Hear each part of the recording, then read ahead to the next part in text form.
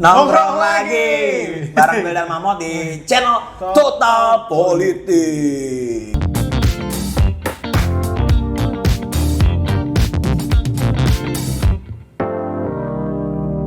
Hari ini kita akan membahas politik dinasti, harta, tata, dan keluarga. Harus ada judulnya duluan gitu. Iya dong, kali-kali. Keluarga lo kaya apa miskin? Kalau udah tambang nih, tidak mungkin jadi dinasti politik kayak gitu kan. Oke nih, kita kehadiran siapa nih, Dan? Siapa? Gak tahu, gue aja baru kenal hari ini. Itu kayak gak terkenal banget sih. Lo memperkenalkan diri Iya, lo. lo kenalkan diri dulu, Oke. gue aja baru kenal. Sebelum aku nanti jadi terkenal, kalian harus berterima kasih karena Pede sudah banget. bertemu aku. Oke. Oke. Nama aku Iza. Apa Hiza? Iza. Iza apa? IZZA. Oh, IZZ. Iza. Nggak usah pakai H. Nggak boleh. Iza, oke. Iza. Aku kira tadi temanya kita tuh harta tahta Iza gitu ya. Kan kalau sekarang harta tahta dan Anya Chef Geraldine Renata. main Anya. Hanya. Gisela. betul. Oke, lanjut. Oke. Kamu ada videonya juga? Kenapa jadi ngomong gitu ya? Jangan, tidak usah diikutin kata-kata saya, Bapak. Lanjut. Oh, Iza, lo dari mana, Za? Maksud gue S1 lo di mana dulu? Aku S1-nya dari UNES. Universitas Negeri Semarang, ilmu politik. Terus sekarang juga lagi sekolah lagi. Oh, di UI. ambil politik juga? Iya dong. Oh, berarti emang lo Masa matematika? dari dulu? Cocok. UI, Ya, nggak S1-nya UI, Unsud, UNES. Iya. Iya. Oh, Ya, iya. gini lah pasti. Ya, pas, Ini kan pas. UI kan rada tinggi, UNES, Unsud. Ya. Sudah, tidak apa-apa. UNES itu universitas yang cabang Semarang. Maksudnya UI cabang Semarang? Iya, dia jasnya kuning juga. Gue juga Oh, kuning, ini Bos. jadi kuning semua tiga-tiganya. Tiga-tiga kuning. Anjir kita. Oke, Kita lu- di jakun. Jakun, jaket kuning. Jakun. Jaket kuning. Oh, mantap, Bener juga ya. Tapi sekarang beneran nggak cabang lagi. Oh, siap. Iya, tapi siap. kuning semua loh. Iya. Bedanya lu kuningnya rada-rada Ya, mendekat ke mendekat ya, ke itu. itulah.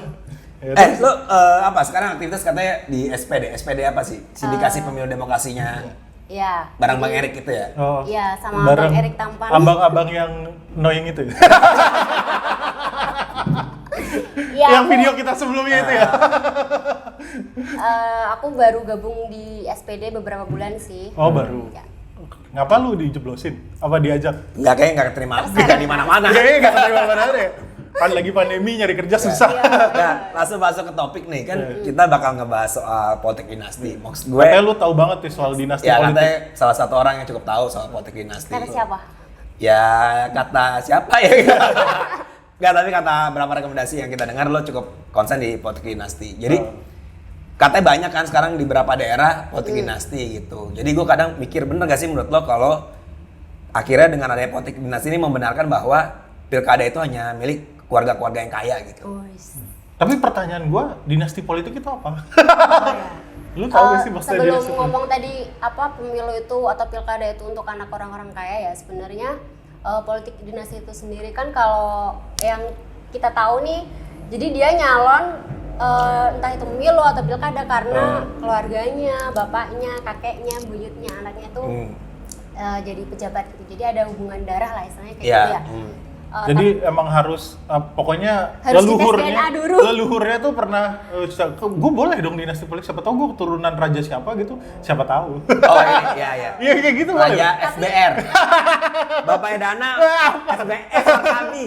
Bodoh amat. Tapi Oke. dinasti politik zaman sekarang beda sama dulu. Kalau dulu kan kerajaan ya, kayak Ya. turun temurun gitu. Kalau sekarang kan kita ada istilahnya ada proses yang dijalani gitu. Ada Ya. pemilu, ada pilkada, pemilihan kayak gitu. Nah, apakah pilkada dinasti politik atau pilkada ini hanya untuk orang kaya? Ya sebenarnya kalau pemilu itu sendiri kan semuanya berhak ya. Ya, idealnya. Ya, idealnya Ya. semuanya berhak kayak gitu. Cuma emang ada orang yang punya privilege lah. Privilege. Orang tuanya bupati, Oh. terus kakaknya misalkan apa, pamannya dan sebagainya itu yang bikin orang-orang yang kayak kita nih yang Ya. siapa sih lo tuh nggak punya apa-apa, itu Betul, yang betul. sulit masuk ke dunia politik. Kayak gitu. Sulit atau emang nggak mau? Karena gue mikirnya kenapa, jangan-jangan kenapa orang-orang itu mau masuk ke politik ya karena dia udah terbiasa aja, bapaknya Ya. politisi, bapaknya gubernur, bapaknya presiden. Misalnya, atau bapaknya siapa gitu. Atau terus, bapaknya menteri dan gitu terus ya. anaknya kan tiap hari pasti terekspos gitu kan. Iya. Benar-benar. Terekspos sama hal-hal politik. Masa iya nggak boleh sih? Ya kayak misal kayak tadi lo bilang tuh kalau penyanyi anaknya jadi Iya, penyanyi. gue juga Iya. bilang tadi kalau misalnya ini karena gue merefleksikan kalau misalnya kayak Audi Item, kan bapaknya Item tuh, bapak siapa sih namanya? Anaknya Lupa gue. putih. Enggak, Ya, bukan, pokoknya bapaknya Audi adalah bapaknya musisi Audi juga. musisi terkenal gitu kan. Terus anak-anaknya tiga-tiganya jadi musisi. Sebenarnya itu kan kayak gimana lingkungan kita tuh membentuk kita tertarik di apa Iya. gitu ya. Belum lagi kalau misalkan kita nih kayak ngefans sama orang tua kita yang musisi kan, ya gimana kita pengen ngikutin mereka Iya. kan. Gitu juga di politik. Sama aja. dong, berarti. Cuma kalau politik ini kan dia pejabat ya khususnya itu kan untuk hajat hidup orang banyak. Jadi Oke. ada hal-hal yang harus ada kayak prasyarat gitu. Dia jadi kepala daerah kayak gitu. Kalau misalnya kayak AHY dan Pepo gimana? Pepo siapa? SBY kan dipanggil Pepo. Pepo Memo. Oh, Lah, aduh. gue bukan warga Twitter. Gue bukan warga Twitter, coy. Kemana aja Bukan bapak? warga Twitter. Itu Iya, anak kan- Instagram. Ya kan kayak misalnya Demokrat dikuasain sama Dikuasain, diwariskan ke diwariskan. AHY. Nah di pilkada tuh proses pewarisan itu juga terjadi. Kalau di pilkada sendiri sebenarnya juga hampir mirip-mirip ya. Kalau di pilkada tahun ini nih 2020 itu dari 270 daerah pemilihan itu sekitar ada 124 kandidat yang terindikasi dia itu dinasti politik kayak gitu. Oke. Banyak kan itu ya, banyak. Banyak. Dan di 3 tahun terakhir di pilkada kita itu ada kurang lebih 117 yang menang. Apa dia dinasti politik dan menang kayak gitu. Berapa? 170? Banyak ya? 17. Jadi dari 270, 100, jadi hampir 40%. Bukan? Itu yang 3 tahun terakhir. Itu ada 117 calon kepala daerah yang dinasti politik itu menang. Dari 270 daerah pemilihan, bukan? Apa sih, gimana sih? Gue bingung. Bodoh sekali sih Anda. Anda diam saja. Gimana, ulang. Iya, pokoknya itulah. Intinya ada banyak seperti itu sebenarnya. Nah intinya banyak kayak gitu. Nah, terus emang dampaknya apa sih kalau dinasti? Kenapa sih dipermasalahin? Jelah. Sebenarnya gini, sebenarnya bukan semua dinasti itu kayak hal negatif gitu ya. Ya. Tapi di Indonesia sendiri pengalamannya kayak di Banten, kemudian di Klaten, itu tuh dinasti politik itu menghasilkan praktek korupsi. Oke. Meskipun korupsi itu sendiri nggak ada, dia bukan hanya ada karena dinasti politik, ada Ya. faktor lain. Iya. banyak. Ya betul. Tapi kayak sepengalaman di Indonesia, dinasti politik itu ya itu menghasilkan korup kayak gitu. Ada monopoli kekuasaan di situ. Terus sebenarnya kan di luar itu tuh ada banyak orang yang punya potensi tapi kayak kalah sama mereka yang punya dinasti. Oh jadi kalau menurut kamu kalau semakin politik dinasti itu akan memiliki kecenderungan untuk korupsi Lebih gitu. korupsi kalau dan- ada dinasti. Ya bisa kayak gitu. Dan orang-orang yang sebenarnya punya apa ya? Kapasitas, punya kemampuan ya gitu. Tapi dia nggak punya modal nih, modal jaringan lah, modal background keluarga yang tahtanya kayak gitu. Itu akan kalah sama mereka yang ya punya privilege tadi. Punya privilege itu. Iya, jadi kayak ada kesenjangan kesempatan antara kita nih yang siapa sih kita sama Iya. mereka yang Kamu aja, kamu sama Dana. Terus Ya tapi maksud gue, tapi kalau gitu gue tarik ulang nih. Iya. Kenapa sih akhirnya selain akhirnya orang kenapa akhirnya mau membangun dinasti politik? Sebenarnya kenapa sih? Lo ada itu nggak? Ada riset nggak tahu. gitu? Ya nggak tahu lah. ya maksud nggak tahu gue. kenapa kira-kira. Kenapa gitu. kira-kira maksud ya gue? gimana ya, namanya kekuasaan tuh sesuatu yang legit nggak sih? Apa? Sesuatu yang legit. Kekuasaan pasti legit Kekuasaan, lah. iya Gimana? lah. Ya. Nah maka dari itu kayak kalau lo udah punya kekuasaan, gimana caranya? Kalau kata Machiavelli nih ya, Wih, kekuasaan Machiavelli. Itu orang Tegal yang jualan.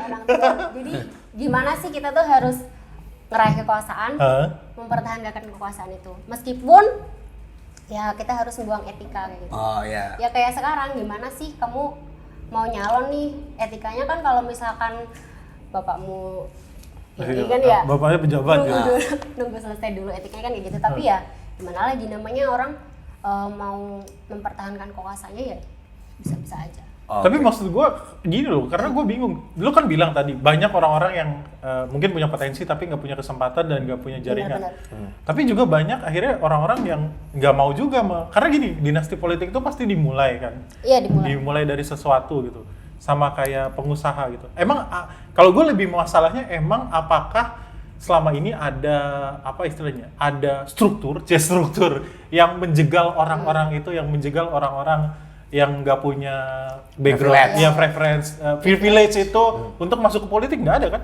Ya sebenarnya ada gini. Ada juga gimana? Ada dari strukturnya. Jadi sebenarnya dulu tuh ada undang-undang kita, kalau lebih tepatnya tuh Undang-Undang Nomor 8 tahun 2015. Sebenarnya itu ada rambu-rambu di mana dinasti politik itu biar nggak terus langgeng gitu. Nggak lestari. Iya, nggak lestari. Jadi di situ tuh kalau lo mau nyalon, kamu tuh nggak boleh punya bapak, Pak D, anak yang sedang menjabat, harus nunggu jeda 1 periode. Tapi itu dihapus oleh MK. Jadi ya. Oh, awalnya ada itu. Awalnya ada. Gue baru tahu malah ini ada peraturan Awalnya itu. ada. Enggak, itu udah lama, sorry ya Nani. Undang-undang tahun berapa sih? Tahun 2015, 2008. Tapi itu dihapus karena ya atas dasar semua orang itu Punya hak untuk dipilih dan memilih. Iya. Nah, belum lagi soal persyaratan 20% di partai. Jadi kan itu hal yang berat ya buat calon biasanya. Jadi dia ya menghimpun kekuasaan seperti itu. Terus belum lagi di partai. Kayak mereka nentuin calon kepala daerah tuh gimana sih, kita nggak tahu apa. Yang tahu hanya mereka di internal, dan itu di internalnya pun belum tentu semua pengurus juga tahu. Kayak gimana sih lo mau milih nih, kan ada beberapa calon. Mau milih calon A, B, C yang untuk diajuin tuh mereka yang tahu kayak gitu. Prosesnya kayak gimana kita kan nggak tahu. Nah, itu juga sebenarnya bisa jadi. Karena Tapi gue mau nanya juga soal apa namanya? Kan tadi kan bicara bahwa keluarga ini punya privilege. Berarti kan kemungkinan dia punya sesuatu yang besar, terutama masalah modal gitu kan. Karena kita tahu sendiri kalau di daerah tuh keluarga yang kaya tuh punya potensi jadi kepala daerah tuh lebih besar gitu. Nah, gue mau tanya nih, sebenarnya kalau misalnya keluarga-keluarga kaya ini membangun dinasti, duitnya tuh duitnya mereka sendiri, apakah duit patungan atau emang dibiayain partai gitu? Yang secara praktiknya di Indonesia tuh kayak gimana, Zai, menurut kamu? Kalau partai kayaknya nggak terlalu nih ya. Partai uangnya seberapa sih? Ya nggak punya banyak uang. Kalau masalah dia dinasti politik itu kan otomatis sudah punya keluarga nih yang udah menjabat. Ya itu bisa modal dari keluarga itu sendiri. Maksudnya calon itu sendiri gitu loh, sumbangan-sumbangan lain. Tapi kalau partai dia nggak terlalu ini. Cuma si partai itu kayak dia yang menjadi wadahnya gitu loh. Dia yang jadi intinya nih malah kalau keluarga kaya di daerah itu yang politik dinasti itu malah yang membiayai partai, bukan sebaliknya. Bukan. Gitu. Dan di daerah itu seringnya kayak gini, orang-orang desa ya terutama, misalkan nih udah ada satu calon, dia terbukti kelihatannya juga bagus ya, nggak tahu dalamnya kayak gimana, tapi kayak orangnya ramah sama keluarga itu, terkenal harmoni, dermawan, terus kayak ada pembangunan jalan. Itu kan kalau dari luar kan katanya bagus. Betul. Terus ketika dia mau nyalon lagi atau mungkin nanti ada keluarga anaknya yang mau nyalon, itu tuh orang desa. Ini nyalon pilkada, bukan nyalon rambut. Ya kalau misalnya cuma nyalon rambut ya nggak usah diganggu gitu, nggak usah. Ya tapi maksud gue akhirnya gue masih berpikir bahwa akhirnya ya udah sih, ini kayak lo anak musisi yang emang karena bokap lo misalnya gitaris nih, ya gitar di rumah lo tuh udah banyak dan sering lihat bokap lo gitaran gitu. Ya kayak Mas BY kan sering bikin lagu. Si AHY, wah aku harus bikin lagu. Malah justru gue mencari tuh siapa yang nanti akan menurunkan dinasti musikalitasnya Pak SBY. Selain jago bikin lagu, jago ngurus negara. Aku juga ada mau ngurus negara gitu. Bukan guru bikin lagunya, gue lagi mencari siapa tahu Ibas atau AHY yang akhirnya nanti bikin album juga. Tapi di sini kita bukan berarti kayak nganggap dinasti politik itu selamanya buruk, bukan. Kalau dari presiden sendiri itu kan sebenarnya kayak Gus Dur. Itu tuh bapaknya Gus Dur, beliau tuh dulu Menteri Agama pertama. Oh iya. Megawati. Gus Dur Megawati, Soekarno. Iya. Itu kan dinasti juga bisa dikatakan dibilang meskipun nggak pada satu waktu yang berdekatan gitu. Tapi kan itu Gus Dur nggak menggunakan terus anaknya dijadiin ini gitu kan enggak. Tapi otomatis saja kan anaknya mau ikut dalam gerakan. Ya itu kayak gimana ya? Kayak tadi dia dibesarkan It's di in your lingkungan blood yang gitu. kayak gitu.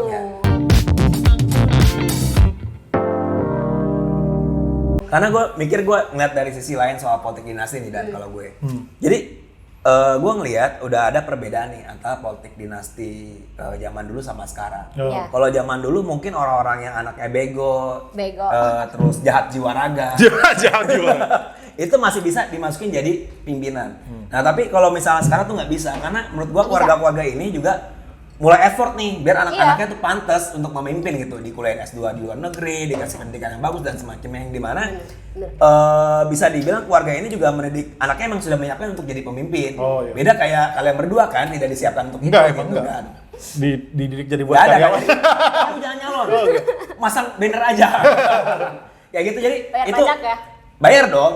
Jadi itu juga menurut lo bagus juga sebenarnya kalau kayak gitu. Iya. Apa sebenarnya ini sebenarnya nggak cuma urusan keluarga kaya, keluarga yang dalam arti yang kurang mampu pun juga seharusnya juga menyiapkan anak-anak mereka buat memimpin daerah juga nggak sih menurut lo? Sebenarnya kalau kayak gitu tuh karena pendidikan politik sendiri di masyarakat juga masih rendah ya. Istilahnya kayak siapa sih yang rakyat ini atau anak-anak muda yang benar-benar peduli soal politik itu bisa dihitung kan? Maksudnya nggak sebanyak itu gitu. Nah sedangkan mereka ini yang emang dari kecil tadi dari Iya. awal udah dididik, keluarga,nya kayak disedia apa ya? Disediain Didesain. buku, disediain Iya. sekolah yang bagus, Iya, dikasih jaringan yang luas gitu kan. Dikenalin sama om-om Om-om di partai. pejabat. Om tante-tante Iya, di partai gitu. Sebenarnya kayak kaderisasi di partainya pun juga, kaderisasi partai itu apa sih? Kalau di desa-desa ya, soalnya aku dari daerah. Kalau di desa-desa itu kaderisasi partai paling kayak sosialisasi, itu pun menjelang pilkada, menjelang pemilu. Jadi kayak ya mereka nggak bener-bener serius gitu. Oh jadi sebenarnya menurut lo, maksud gua akhirnya dinasti ini terjadi juga karena partainya gitu maksudnya? Iya bisa aja, sih. bisa. Itu tuh kayak saling Menyandra. saling, Saya menyandra apa saling menguatkan? saling menguatkan, saling menguatkan, Saling- saling mempengaruhi lah. Saling mempengaruhi ya posisinya. Jadi menurut lo ya, misalnya kita mau ngelawan politik dinasti itu caranya gimana sih? Mau ngelawan? Melawan gimana? Lu mau ngelawan dinasti ini? Ya, ibaratnya gini, kita sebagai Dinasti. rakyat biasa nih ya, punya Rakyat apa biasa. sih gitu. Ya kita rakyat biasa kan, kita nggak punya kekuasaan, kita nggak punya privilege, kita nggak punya kekuasaan. Intinya kalau misalkan ya udahlah, kalau misalkan kamu nggak kaya, kamu paling nggak pintar dikit lah. Pintar. Iya pintar memutuskan. Jadi gini, meskipun ada calon yang terindikasi dinasti politik, dia lolos persyaratan nih buat jadi calon kepala daerah, kan dia bersaing sama calon-calon lain. Ya. Harusnya rakyat itu kayak ngelihat mereka itu bener-bener dari visi misi, program kerja, terus inovasi apa yang ditawarin, kayak gitu. Jangan lihat dari oh dia nih anak ini terkenal, oh orang tuanya tuh terkenal baik, dermawan, kayak gini. Sebenarnya kalau ya gimana kita bisa memilih calon pemimpin yang benar-benar dari Ya. track record visi yang dan sebagainya. bagus ya. Soalnya gue Iya. ngeliat juga gini, dan jadi kalau di daerah kan gue tinggal di daerah juga dulu. Emang politik dinasti ini berasa banget. Bahkan menurut gue pilkada itu bukan pertempuran partai pak, tapi pertempuran keluarga. Lokal bosism, keluarga bos lokal. Jadi ini mereka saling rebut-rebutan nih. Nah partainya ini bisa ganti-ganti, tapi keluarga yang bertempur tuh itu aja tuh sebenarnya. Nah, gue jadi ngelihat juga bahwa buat anak-anak muda nih kayak kita ini, kadang nggak bisa Masih nih muda masuk ke ya? pertempuran itu. Masih muda, dana yang sudah tua sekali. Susah, dan orang-orang kayak kita nih yang pinter doang, itu biasanya nggak masuk konstelasi pilkadanya. Iya, bener. Tapi mendukung salah satu anak muda di antara keluarga orang kaya itu gitu. Jadi emang teman-teman jadi staf khusus lah di daerah.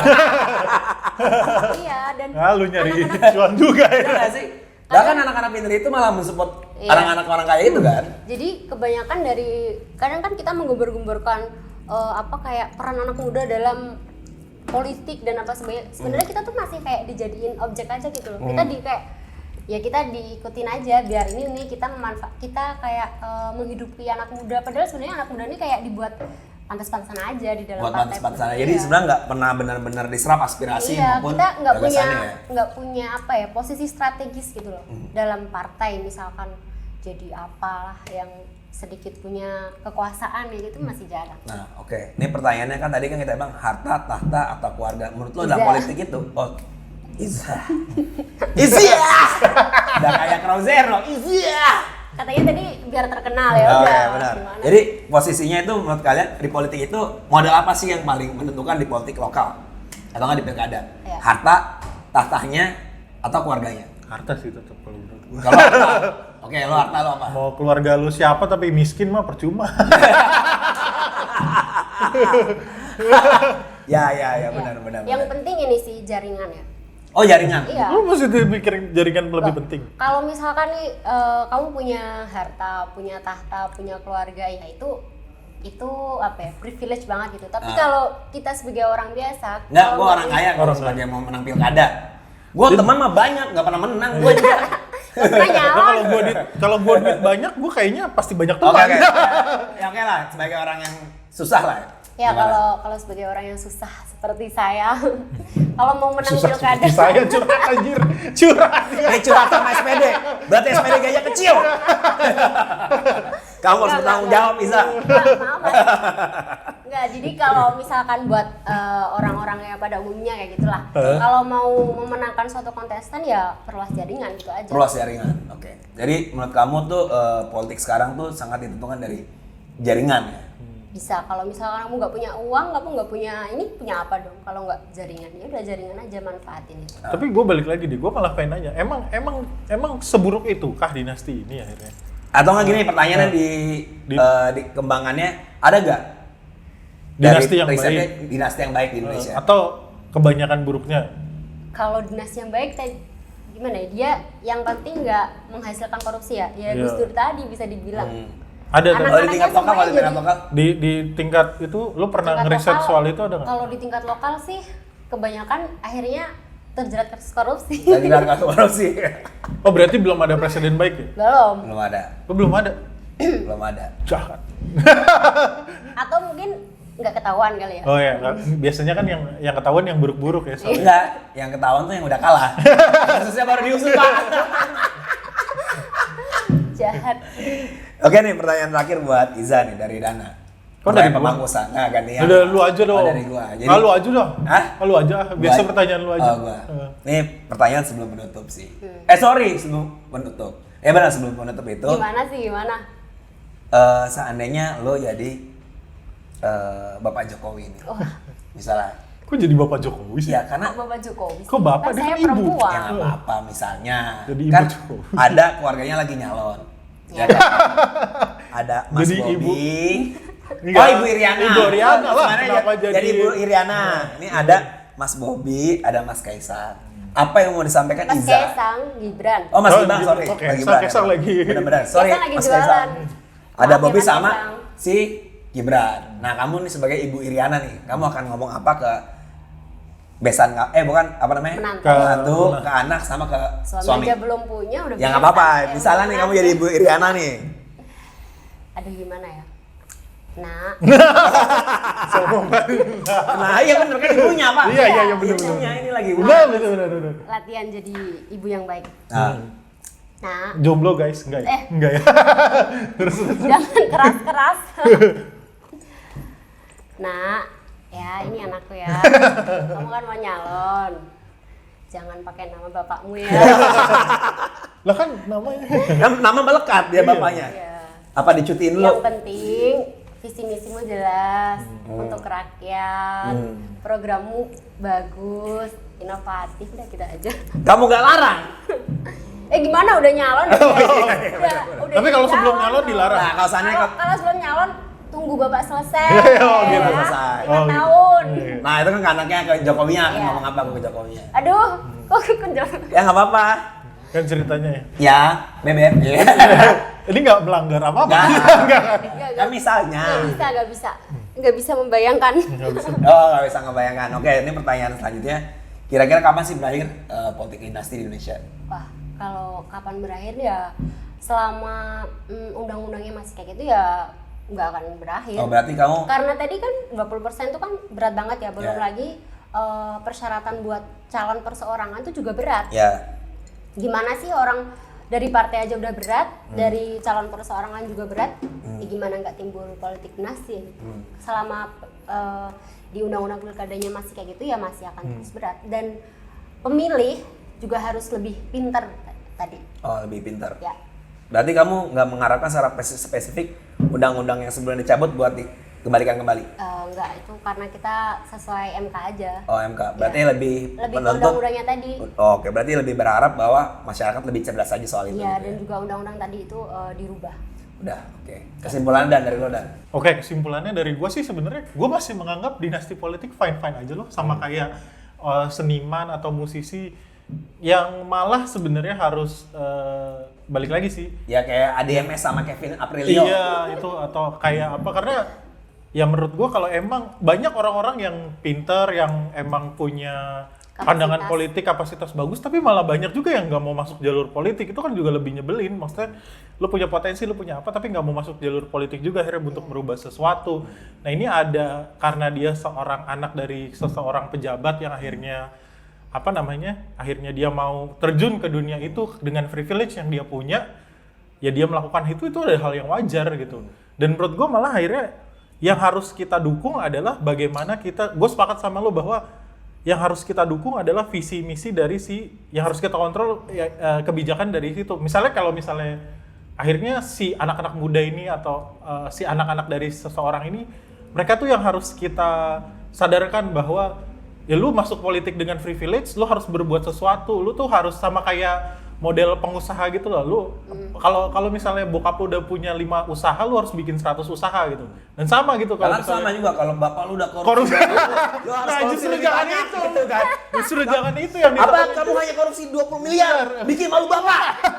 100 miliar kamu. 100 miliar harus lebih lagi gitu. Karena Sesat. ya harus berlomba-lomba Oke, dalam oke, kebaikan, oke. malah bukan justru karena itu tadi kontestasi yang akhirnya emang udah susah, ya lo harus menangkan, tapi lo harus juga punya satu program yang baik juga buat orang, dan kita yang harus mendorong itu. Malah justru kita harus mensuplai nih, misalnya kayak Mas Gibran gitu. Kita harus Juga Mas supply. Gibran nih. Enggak sih, maksud gue Mas Gibran kan kayaknya pasti menang nih. Solo harus gimana? Gue bukan warga Solo sih. Kalau gue warga Solo, gue akan deketin Mas Gibran. Mas Gibran gini dong, karena kayaknya udah pasti menang kayaknya ya. Maksudnya ya kayak gitu tuh harus kita dukung, tapi kita dukungnya dengan hal-hal yang baik gitu, dan akhirnya kalau udah jadi ya harus kita awasi. Ya, Ya itu yang paling utama. Dan balik lagi bahwa emang ya kalau misalnya kita berharap sama pendidikan di partai politik, aduh agak sulit sih emang kesadaran itu. Jadi Tapi kayak gini nih sebenarnya juga salah satu bagian dari pendidikan politik. iya justru itu betul. Benar. Ya walaupun nggak tahu ya. Yang mau tahu dong bro. Dan lo aja Cok. Ya kalau gue sih pertama gue nggak sepakat sama Dana. Gue sih nggak sepakat. Gak sepakat sama Dana karena posisinya menurut gue memang di beberapa data menunjukkan dinasti politik itu mempunyai kecenderungan korupsi, walaupun juga yang lain juga bisa korupsi juga. Yeah. Jadi menurut gue cara melawan itu adalah tetap bagaimana mengontrol mereka sih. Karena kan kalau misalnya menurut gue kenapa politik keluarga itu kuat, karena nggak ada lawan tandingnya di daerah maupun nggak ada pengawasannya. Dan gue juga nggak mau juga bahwa ada UU yang melarang juga soal si anak pejabat untuk nyalon, karena itu memang menurut gue pribadi itu bentuk diskriminasi. Makanya beban yang perlu kita tanggung jawab adalah melakukan pendidikan politik buat masyarakat secara moral bahwa hal ini tidak baik dan memang harus kita jaga, bukan karena regulasi dipaksa oleh negara, tapi emang karena kesadaran kita untuk membangun demokrasi yang lebih oke di daerah. Itu poin kedua. Poin ketiganya, gue masih nangkep kayak lo tadi, kalau ADMS itu mau nyalon, ADMS pemusisi, anaknya mau jadi musisi nggak salah. Begitupun orang yang negarawan, dan nggak, itu hak kita nggak bisa larang-larang kan, maksud gue. Nah makanya menurut gue ini kita nggak bisa ngelawan, kita nggak bisa ngelarang, tapi kita bisa ngelawan. Cara ngelawan adalah ya kita juga ikut terlibat dong dalam konstelasi di daerah, entah kita dukung calon yang bukan dinasti atau nggak kita nyalon sendiri dan semacamnya. Menurut gue itu bentuk-bentuk perlawanan yang bisa kita lakuin. Dan bagaimanapun politik dinasti itu sekarang nggak kayak dulu kan, tadi gue bilang. Yeah. Sekarang tuh orang yang anaknya jahat banget tuh nggak mungkin muncul. Pasti di antara anak-anaknya yang bangsat itu dipilih yang paling baik, bro. Ya kan? Dari 5 atau nggak 10 anaknya mereka nggak mungkin semuanya dijadiin kan. Pasti yang paling baik, yang mungkin paling bisa diterima sama masyarakat. Dan itu menurut gua hal yang sangat positif, karena kita nggak dikasih kucing dalam karung, tapi memang orang yang dididik. Orang yang emang disiapin. Iya, disiapin. Jadi menurut gue itu sih yang harus kita spotlight. Cara ngelawan politik dinasti bukan dengan memaksa negara menjegal itu, tapi bagaimana kita melakukan pendidikan di akar rumput biar hal itu nggak terjadi. Karena lagi-lagi di daerah itu tadi gue bilang ributnya tuh memang masih bukan masyarakat dengan elit, tapi keluarga-keluarga bos lokal yang saling berkompetisi aja gitu sih. Kalau anak pinter kayak kita, ya paling jadi staff. Ya saya jadi Masih budak jadi korporat staff aja. khusus gitu. Saya jadi budak korporat aja tetap. Nah, kayak gitu. Paling gitu aja kali, Dan. Oke, gitu aja lah. Thank you banget gue sama Oke. Aziza. Aziza siapa? Iza. Gue Iza. Aziza. Itu kayak anaknya Ma'ruf Amin yang langsung. Jangan jadi kesana. Aduh. Ya, tapi kayaknya seru banget. Jadi teman-teman bisa ngobrol lagi sama Iza atau nggak sama teman-teman SPD. Bisa follow SPD-nya, follow Iza juga. IG lo apa? Dari tulis Emang di sini. SPD ada IG-nya? IG-nya Ya walaupun rada jadul ada lah. Ada. Ada Facebook. Ada, Facebook kayaknya. Facebook. Facebook kayaknya SPD ada Facebook. Akidatul Izzah Zain. Keren banget, jadi follow, like, dan pantau terus buat dapet isu-isu terkini atau nggak pendidikan politik yang lebih oke. Selanjutnya nongkrong lagi di Will dan Mamot. Dah. Bye-bye. Thank you.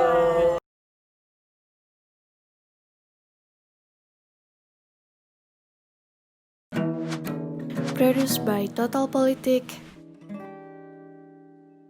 and powered by haluan.co.